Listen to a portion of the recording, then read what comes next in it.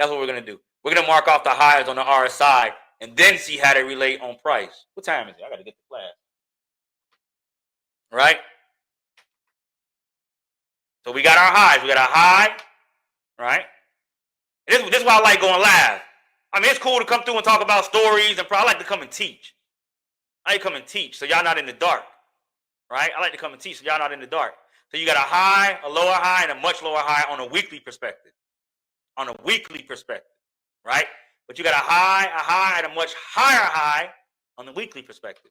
So now on the oscillator, look at this. Isn't this like a mirror image? Isn't that like a mirror image?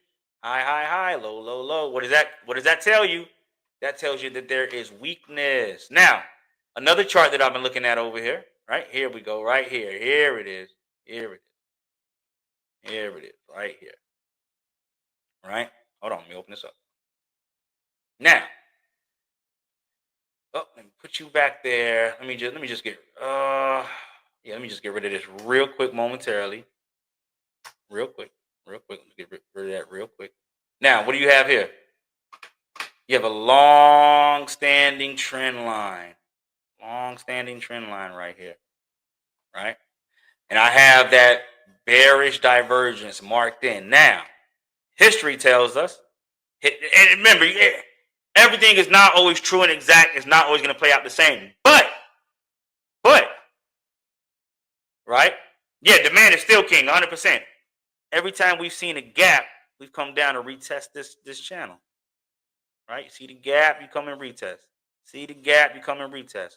We're getting another gap, albeit not as huge as gap as we've seen, so we could still gap up. But as long as we're below this previous low, you do have a possibility of coming back down and retesting this trend line right here. You see it? You see it?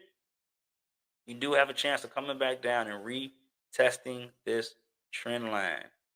Now, what's interesting about that, depending on how far out to the right we go, because that's the thing. That's the thing. It all depends on how far out to the right you go. If we're going to test it, that's going to dictate where the area of testing is going to come in at. So if we're looking at something like this, right? Just show you a couple different scenarios. There we go. If we were to drop from where we're at right now, that's about 105. We stretch it out a little bit, 106. It depends on how far to the right we go before we actually correct. Right? That's like 109. Let's see if we put this right here and stretch it out a little bit more. That's like 111. You get what I mean? So it really all depends on where that drop is going to come in and how far out it's going to go before it drops to come and test.